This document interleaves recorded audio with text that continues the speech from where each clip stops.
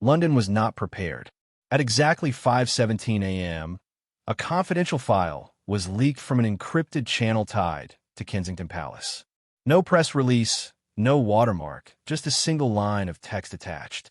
She is 23 and she looks like Beatrice. The document's contents were worse than gossip. They were surgical. A name, Lindsay. A photo. A young woman with fiery auburn hair, delicate brows, and a distinct jawline that could have been carved from the same stone as the Windsor line. She wasn't just beautiful, she was genetically suspicious. Attached was a copy of an unverified birth certificate dated 2003. The mother was listed as an American citizen. The father line was left blank, but the resemblance was unmistakable. A tabloid editor leaked a side-by-side comparison within the hour. Lindsay and Princess Beatrice at the same age. It wasn't similar. It was identical down to the cheekbone shadow. And then the bomb detonated her claim. Lindsay, 23 years old, had arrived in London to allege that she was the biological daughter of Prince Andrew and Meghan Markle. Born from a secret affair in the summer of 2002, years before Meghan ever met Harry, the public lost its breath. And yet, as the city spiraled into panic, the palace did not issue a single denial. There was no lawyer statement, no royal press secretary at the gates, no photos of Andrew smiling at Windsor to calm the nation. Instead, Buckingham stayed quiet. Meghan Markle, currently holed up behind the gates of Montecito, made no comment. Prince Andrew had gone dark, and behind the walls of Kensington Palace, Prince William moved, not with press, not with sympathy, but with power. He did not convene a war room. He did not call in. He did not alert Charles. He walked silently into the west wing of Kensington where the Royal Financial Oversight Office was located. There, on an oak desk, lay a single black folder. No phone, no PR folder, no tea, only silence. He opened it. The first page struck hard, a close-up of Lindsay's face. Her eyes were large, tilted downward at the edges, just like Andrew's. Her chin was sharp, offset with a slight cleft, exactly like Princess Beatrix, and the hair, the auburn, was not dyed. On the second page, the unverified birth certificate, then hotel receipts, legal consultations, airline bookings. The timestamps aligned perfectly with a known gap in Prince Andrew's public calendar in summer 2002, a discreet private vacation aboard a yacht off the coast of Nice. William did not speak. He reached into the inner pocket of his jacket and pulled out a silver fountain pen. He did not sign an investigation order. That would come later. He signed something far more devastating, an internal administrative freeze, stripping Prince Andrew of access to the Royal Security Fund and suspending his private estate allowance pending urgent review. The order was short, brutal, targeted. Effective immediately, the Duke of York is suspended from financial benefit of the royal household.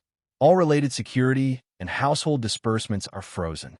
This includes Black Card, a Trust East Fund, and Estate Maintenance Account 3.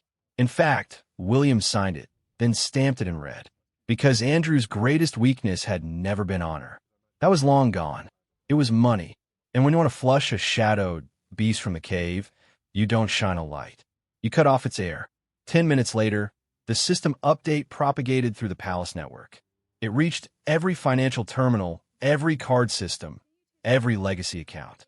It didn't announce itself with fanfare, just one line of back-end code. Access denied. Across the country, inside the fading grandeur of Royal Lodge, Prince Andrew was sitting in front of a glowing screen, trying to purchase an exclusive batch of Bordeaux wine. He clicked Pay Now, declined. He blinked, tried again with a second card, this one tied to the family trust.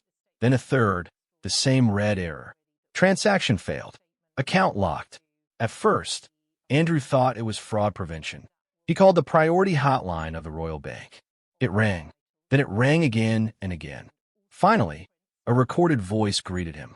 This account is under special audit. Please contact your oversight office. That was the moment Andrew knew this wasn't a glitch. This was a guillotine. In Montecito, Prince Harry read the headline. The blood drained from his face. Kensington freezes Andrew's assets amid Lindsay's scandal. He turned to his wife. Meghan sat on the cream sofa, flipping through a magazine. Not even a blink. Harry stared at her, waiting, demanding a reaction. He held up his phone like a sword. He expected tears, outrage, denial, anything. Instead, Meghan adjusted her collar and gave him a look colder than marble. "Silence is the ultimate form of contempt," she whispered. Then she stood and walked out of the room. Harry remained frozen. He didn't know yet, but the war had already begun, and he was standing in the middle of the battlefield, unarmed, married to the enemy. Prince Andrew's rage simmered beneath his silk pajamas as he stared at the blinking error message. Again, he refreshed the screen. Again, the same result. Transaction declined. It wasn't supposed to be like this. He slammed his palm against the side of the desk, jarring the baccarat tumbler filled with half-melted ice. He tried again with a vintage Amex tied to a personal estate account in the Cayman Islands. Declined. Then the gold Barclays private line. Declined. And finally, in desperation, a corporate expense card, once issued through the palace's equi fund, declined, frozen due to internal audit. Andrew leaned back, breathing hard. His fingers tapped a rhythm of denial on the desk as he slowly realized the truth. This wasn't a bank. This wasn't a glitch. This was personal. Someone had pulled the plug, and there was only one person with the power and audacity to do it. William. Andrew snatched his phone and dialed the internal palace contact for the Sovereign Grand Office. A sterile voice answered, confirming the freeze order had been issued under emergency royal directive signed by the Duke of Cambridge. On what basis? Andrew shouted. I'm not authorized to discuss that, the voice replied. All inquiries are being redirected to the Internal Investigation Unit. He hung up without another word. No one would help him. Not this time. Not with this storm. He staggered to the liquor cabinet and poured 2 fingers of single malt. He didn't sip, he downed it. His reflection stared back at him through the polished glass, a bloated shadow of the royal he once was. Gone was the dashing young naval officer. In his place stood a man whose lies had aged faster than his hairline. The summer of 2002 slammed into his memory like a freight train. Nice. The yacht charter. The American girl with the glowing skin, flirtatious smile, and the knowing confidence of someone used to navigating powerful men. Meghan, that name had been buried in his subconscious for years. He had sworn to Queen Elizabeth that he had never met her before. Harry brought her to the palace, but he had lied, and now the lie had rotted its way to the surface. Down the coast in Montecito, Harry sat rigid on the edge of their California king bed, scrolling through headlines. His hands were trembling, not from news, but from Meghan's reaction to it. No panic, no outrage, no calls to legal counsel, just silence. That's what terrified him most. He walked down the hallway and found the door to her private study slightly ajar. A dull buzzing sound echoed softly. He leaned closer. It was mechanical, repetitive, sharp. He pushed the door open a fraction and froze. Meghan stood alone in front of the industrial-grade shredder she had imported from Berlin last year, calling it her mental detox tool. But tonight, it wasn't detox, it was eraser. In her hand was a crimson, leather-bound journal. Harry immediately recognized it. The 2002 diary. She had once told him it was the most personal item she owned, a sacred timeline of her university days. She had kept it in a fireproof lockbox. She wasn't reading it. She wasn't even hesitating. She was tearing it apart, page by page, and feeding it into the steel teeth. He watched as the shredder swallowed pieces of her past like a mechanical beast. The cover, the ink, the memories all gone. Why now? Why destroy something so personal unless it contradicted the narrative?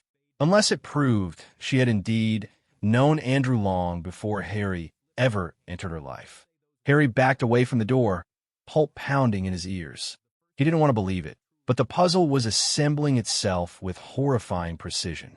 The next morning, before dawn cracked the California sky, Harry slipped out of the Montecito mansion through the back patio. He ran across the damp lawn to Meghan's detached yoga studio, known internally as the Sanctuary, a place she had declared off-limits. He wasn't looking for incense or serenity. He was looking for the truth. The door was locked. He took off his jacket, wrapped it around his elbow, and smashed through the glass pane beside the handle. Reaching in, he unlatched the door and stepped inside. The air smelled of lavender and something else, something hidden. He rifled through the cabinets, knocked over a row of essential oils, tore apart decorative boxes. Nothing until his eyes caught the eastern corner. A heavy monstera plant sat on the floor. The dust beneath it was disturbed. The tile just below its base looked slightly elevated. He shoved the ceramic pot aside, sending soil spilling across the floor. He pried up the tile with his fingernails. Beneath it lay a cold metal fireproof box, gun safe style. He opened it. No gun, no cash, only 2 items, a burner phone and a stack of Western Union receipts. Harry's hand trembled as he picked up the receipts. All recent, all from a company called Archie Consulting LLC registered in Delaware. Amounts: $15,000, $35,000, $100,000. Recipient: a boutique law firm in London. His throat closed. The burner phone powered on with no password. There is only one message thread.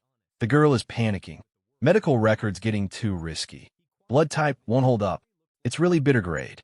Tell her to stick to the script. Push harder on the yacht story. We need Andrew to fold. Second payment sent. Tell her to stay silent. Final push coming soon. Then Meghan's reply. Where's the transfer?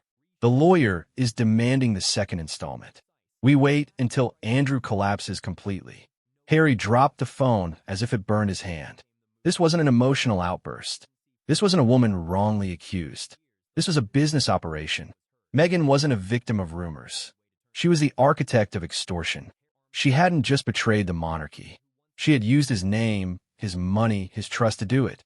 And now Harry realized the only way to stop the implosion was to burn the bridge himself. Harry did not sleep. He sat in the dark study with the burner phone lying in front of him like a loaded weapon. The screen had long gone black, but the words were burned into his mind. Push Andrew. Final payment. Wait until he collapses. This was not rumor, not inference, not tabloid poison. This was logistics. He gathered the Western Union receipts and laid them flat across the desk, smoothing out the folds with slow, deliberate movements. There were 9 of them, all dated within the last 2 months, all routed through the same Delaware-based entity, Archie Consulting LLC. The name felt like a punch to the throat. He opened the filing cabinet beside his desk and pulled out last year's joint tax folder. Meghan had insisted they maintain a single consolidated package for their accountant's transparency. She'd said, no secrets between spouses. Harry flipped through Schedule C, then Schedule E. Line 3, beneficial owner, Meghan Markle, entity, Archie Consulting LLC, state of registration, Delaware. His finger hovered over the paper. A complete match.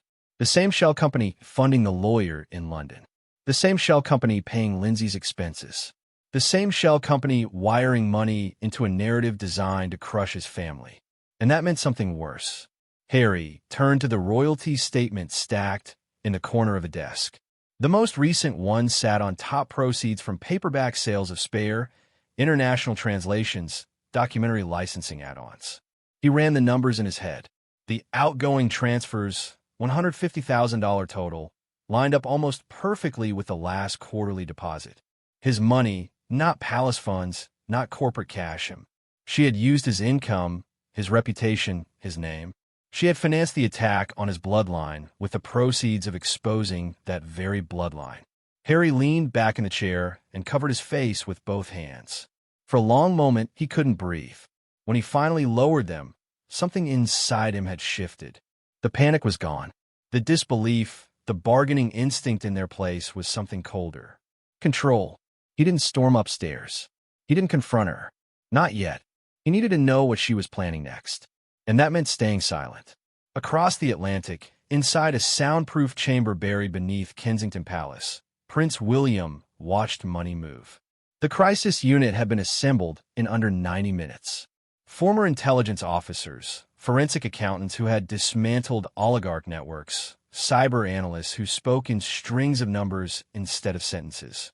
No PR staff, no courtiers, just hunters. A massive digital board glowed blue in the center of the room. Flowcharts bloomed outward from a single point accounts, shell companies, pass through firms, offshore vehicles. Every red line converged toward London. The lead investigator stepped forward. "Your Royal Highness, we have ruled out Prince Andrew as the financier." William didn't react. The man continued. "He's insolvent, severely leveraged. 2 failed trust restructurings in the past 18 months. He could not have funded this operation." A new node appeared on the screen. Cayman Islands, then Luxembourg, then Amsterdam, then Delaware, Williams said quietly. The investigator nodded. "Exactly." The shell a company registration form appeared. Archie Type Consulting LLC registered to a Wilmington law office. No employees, no visible business operations, dormant for years until 2 months ago. Then the screen changed. IP addresses, transfer authorization logs, physical mail, forwarding records. The digital forensics team had stitched it together like surgeons. The IP trail pointed to a Beverly Hills office registered to the Sussex's longtime financial manager. The mail route traced to a residential address in Los Angeles County. Doria Ragland. The room went silent. William folded his arms. "Dates," he said. The accountant tapped the keyboard. "May 15th, $50,000. Memo, consulting fee, Project L, May 20th, $100,000. Memo, operational and legal expenses." 2 days later, Lindsay arrived in London. William stared at the screen. This was no affair. This was venture capital. Meghan Markle had not created Lindsay. She had funded her. In London, Lindsay was already shifting posture. Gone was the wide-eyed uncertainty from the first leaked photographs. When she stepped out of the black taxi in front of Farah and Company, the royal family's most guarded legal fortress, she wore a Taylor Chanel suit and carried a Birkin bag that cost more than most people's annual salary. Her lawyer looked nervous. She did not. Inside the oak paneled meeting room, she didn't sit. She dropped a thick folder onto the desk. "I'm not here for a DNA test," she said flatly. "I'm here to end this." Her solicitor slid forward a document. Non-disclosure agreement and civil settlement. The final page was circled in red. 20 million. William's senior counsel glanced at it once, then pressed the silent alarm beneath the table. "You've misunderstood the moment," he said calmly. The door opened behind her. Security entered. Lindsay didn't protest, but the confidence in her eyes flickered. Back in Montecito, Harry waited. Meghan returned late that afternoon, sunglasses still on despite the indoor lighting. She didn't notice him sitting in the shadowed corner of the living room. He watched her unlock her phone, scroll, frown, type, stop, retry. The message failed. She froze. Harry rose. He crossed the room slowly and placed the metal fireproof box on a glass table between them. Turn it upside down. The burner phone slid out. Then the receipts. Meghan's face drained. Harry picked up the phone and angled it toward her. The unsent draft glowed on the screen. "Release fake DNA immediately. Andrew is drowning." She lunged. He stepped back.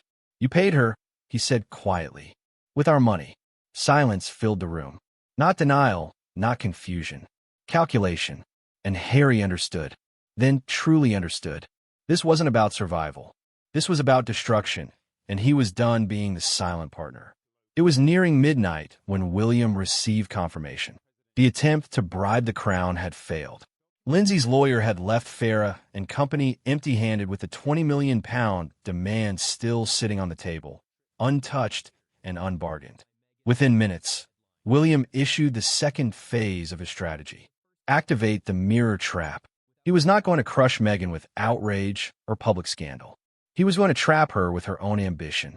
Let her believe she still had leverage. Let her believe Andrew's shame would be enough to bend the crown. Let her reach for victory with both hands, then cut the rope from beneath her. Far below Kensington in the crisis chamber, William stood before the war table, arms folded, watching the projected cash flow chart spiderweb across the screen. The image pulsed dates, accounts, IP logs. But what mattered wasn't the money. It was the intention. She had planned it like a business launch, a scandal as a service model. The girl Lindsay was not an accidental storm. She was a product, One funded by wire transfers, scripted with false backstory, packaged in luxury, and launched at the precise moment Andrew's name was most vulnerable. William's face was unreadable as his chief forensic accountant zoomed in on the latest payment. $100,000. Memo line, legal sustainment H. It was sent just 2 hours after Andrew's assets were frozen. She had planned for resistance. She had built in a second wave. And that's when William knew she was close to deploying her DNA evidence. The fake bomb that would solidify Lindsay's claim beyond media speculation. It didn't matter if it was fabricated. It just needed to exist long enough to detonate trust. So William changed tactics. Instead of calling a press conference, he called 5 people, the editors-in-chief of Britain's 5 most powerful newspapers. They were invited to a discreet briefing in a secured location under non-disclosure terms. No phones, no assistants, no voice recorders. At precisely 8 a.m., William entered the private briefing suite with a single black folder. He didn't greet them. He didn't offer tea. He simply motioned to the projection screen. 2 documents appeared side by side. On the left, a certified DNA report generated via hair samples covertly collected from Lindsay's hotel hairbrush. On the right, a summary of financial transfers from Archie Type Consulting LLC to the lawyer representing Lindsay. William let the editors read in silence. Then he spoke. "You will not be reporting on a romantic scandal tomorrow," he said calmly. "You will be reporting on a criminal conspiracy. A beat. The Duchess of Sussex has used a shell company to fund an impersonation plot. She tried to extort £20 million from the royal family by staging a fraudulent paternity scandal involving my uncle." He paused, letting it sink in. The room was utterly still. One editor finally raised a trembling hand. "Will you be pressing charges?" William didn't blink. "Not yet." Another leaned forward. "Why not? You've got the evidence." The future King of England answered with clinical precision. "Because if we go public now, she'll pivot to victimhood. She'll say she was tricked. She'll cry betrayal, and the media will split in 2. We need her next move to prove intent." He turned off the projector. "She will send the fake DNA. She will send it because she thinks Andrew is finished. She will think she has won. And when she sends it, we will have everything." The editors nodded slowly, understanding the message behind the message. Let the criminal complete the crime. Back in Montecito, Meghan was indeed preparing her final play. She stared at her iPad screen, lips curled in satisfaction as the headlines flooded in. Prince Andrew's secret 2002 affair. Is Lindsay his daughter? Montecito mansion under siege. Silence from the Duchess. Royal crisis deepens. Will William react? Exactly as predicted. The media was beginning to turn against Andrew. The public saw Meghan as the restrained, elegant mother, unjustly swept into a scandal she had no part in. She picked up the burner phone and typed a single message to Lindsay. "Finish it. Release the DNA." She hit send, but the screen flickered. Message failed. "Retry." She frowned. Then her heart stopped. The living room door burst open. Harry stood there. In his hand wasn't flowers. Wasn't reconciliation. It was a gray fireproof box. Meghan's expression froze. He stepped forward and dumped the contents on the glass table. The receipts, the burner phone, the shell company trail, and the message still glowing on screen. "Release fake DNA immediately." Meghan lunged. Harry stepped back, eyes hollow. "No more lies," he said. "No more spin, no more scripts." Meghan reached out, but Harry cut her off with a single line. "You funded a fraud with my money against my family." She tried to explain that it was about exposure, about justice, about undoing the hypocrisy of the monarchy. But Harry wasn't listening anymore. He stared down at the Welsh gold wedding band on his finger. He slid it off, placed it next to the receipts. The sound of metal hitting glass was louder than thunder. "I defended you. I lost everything for you, and you used me." He turned without looking back, and this time Meghan didn't follow. Across London, Lindsay's luck ran out. She was arrested at 6 a.m. sharp, handcuffed in front of a wall of press outside Claridge's hotel. In exchange for leniency, she sang like a canary, confessed to everything. No DNA, no father, no past, just a script and a checkbook. William received the call while still in the palace corridor. He didn't celebrate, didn't smile. He simply said 2 words to his private secretary. Open the gate. The trap had been sprung, and Meghan Markle had just walked into it with both eyes wide open. By dawn, the ripple was no longer contained. Every major British news outlet primed by William's silent briefing dropped their embargo simultaneously at 7 o'clock a.m. sharp. No tabloids, no gossip, only forensic fact. The Times led with a brutal matter-of-fact headline. Royal extortion, plot exposed.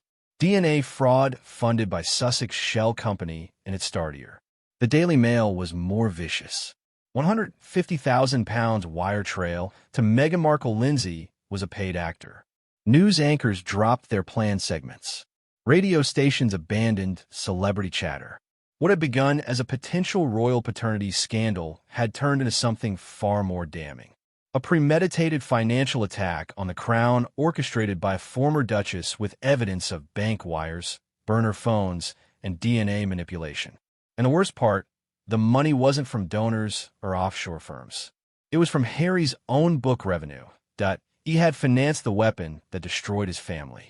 In Montecito, Meghan sat alone in the living room, staring at her phone screen as the headlines rolled in. She tried calling her lawyer. No answer. She tried calling WME, her talent agency. Disconnected, she opened Spotify. Her podcast series was gone from the homepage. Then came the worst notification yet. Netflix has terminated its agreement with Archwell Productions, effective immediately due to breach of moral clauses. Her phone fell to the floor. It wasn't just the scandal. It was total eraser.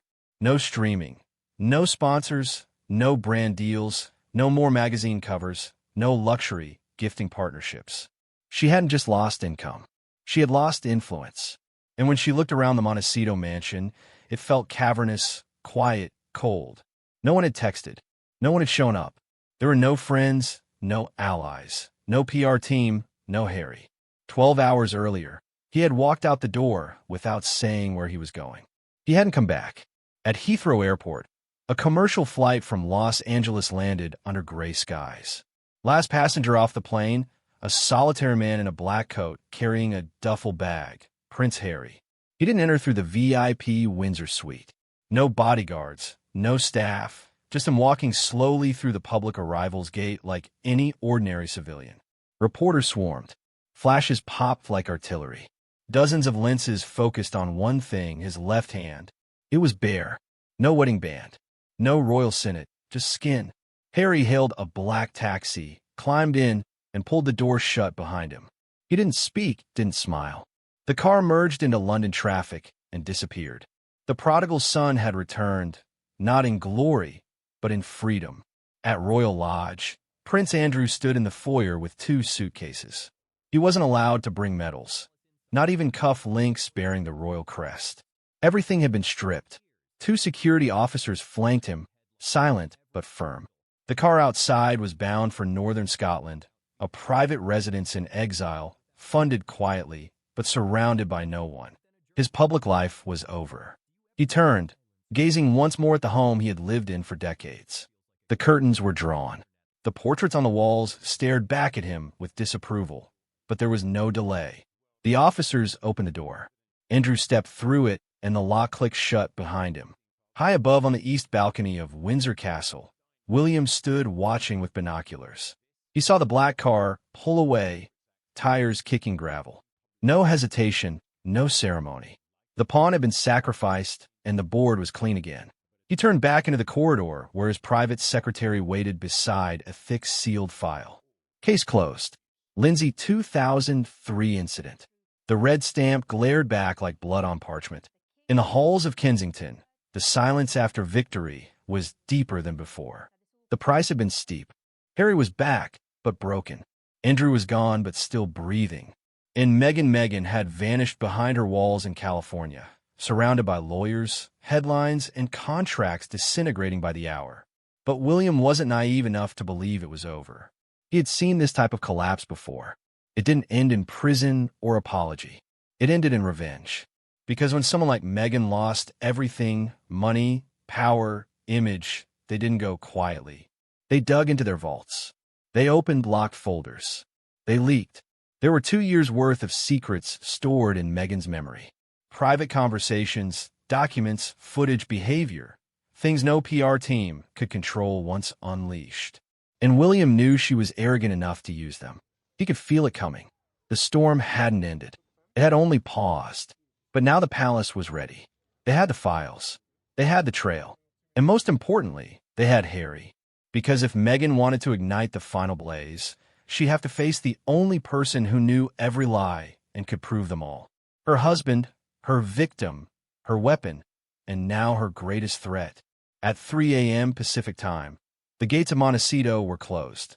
Cameras were stationed on the public road beyond, but they saw nothing. No silhouettes, no movement, only an unsettling stillness as the embers of scandal flickered through the global press. Inside, Meghan Markle stood barefoot in her dressing room, a half-packed suitcase open on the ottoman. It was not the luxurious packing for a public appearance or another state dinner in disguise. This was the grim, quiet ritual of strategic withdrawal. She wasn't running. Not yet, but she was preparing. On the vanity, her iPad blinked with new alerts. A Wall Street Journal inquiry, a subpoena notification from a London solicitor, a flagged alert from the FBI's Digital Fraud Division. But what held her attention was not the mounting legal fire. It was a simple text from an unknown number. "You still think you've seen the worst?" She didn't reply because she knew who sent it. In London, Prince Harry sat at the edge of a long mahogany table in the war room beneath Kensington. The metal box from Montecito was in front of him, flanked by hard drives, signed affidavit, and the forensic report on the burner phone's metadata. William sat across from him. No guards, no secretaries, just two men, brothers divided by 4 years of silence, betrayal, and shame. Harry took a breath and began. "She never told me about Lindsay," he said quietly. "I believed her when she said Andrew disgusted her. I thought she was the one who broke the cycle." William didn't interrupt. He let the weight of those words settle in the air like ash.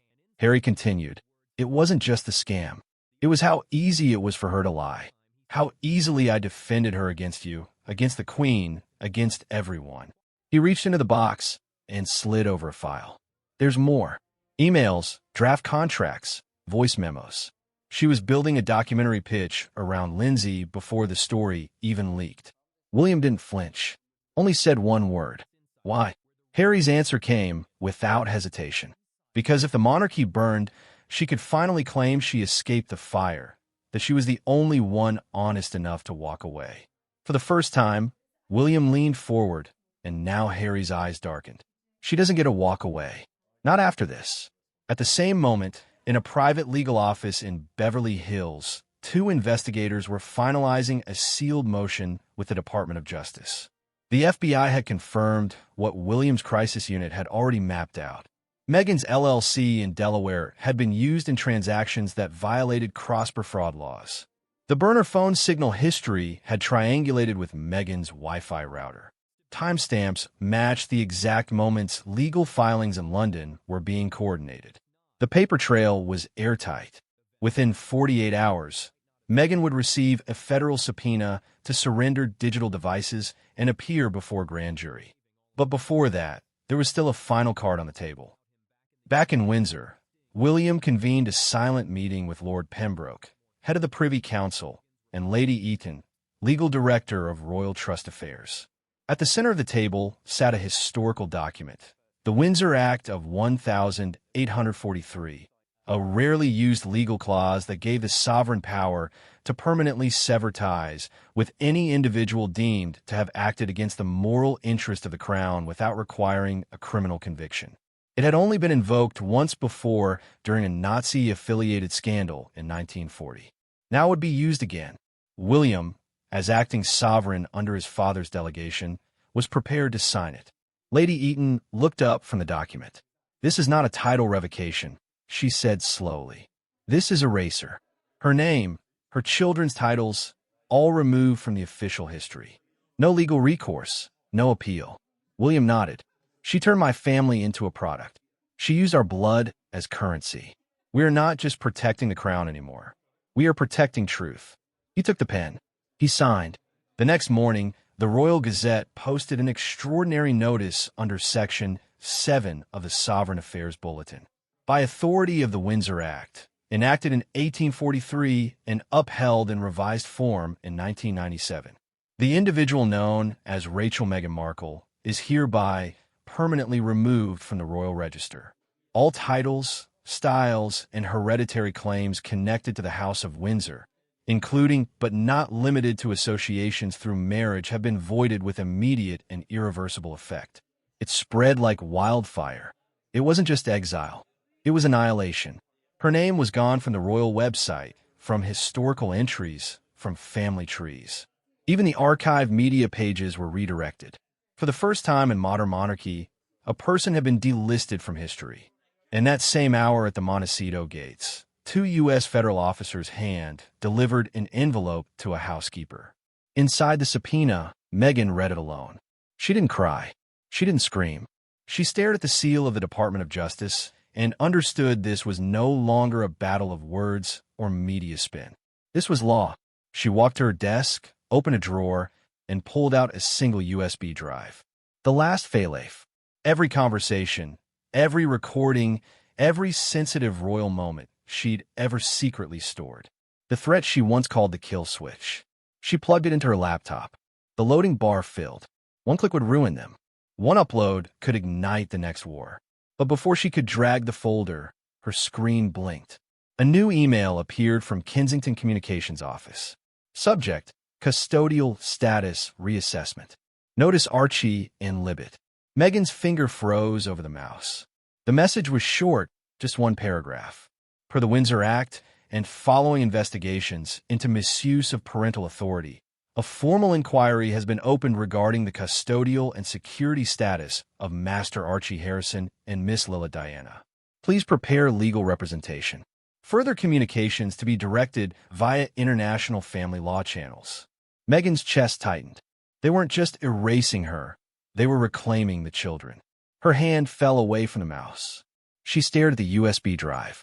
She didn't unplug it. She didn't delete anything. But she didn't upload either. For the first time, the silence that surrounded her wasn't strategic. It was defeat. Far away, in a stone chapel on the Windsor grounds, Harry lit a candle. He sat alone in the pews as the light flickered. The chapel had been a sanctuary during his youth. Now it was something else, a graveyard for illusions. Behind him, the heavy doors creaked open. William entered. Neither said a word. They just sat, 2 men born into a legacy that demanded everything, forgiving little. Eventually, William broke the silence. "Shall try again." Harry nodded. "I know you don't know this clom's tech, but next time," William said. "We'll be ready together." Harry looked up. The 2 brothers locked eyes, no longer divided by shame, now bound by fire. And the throne endured.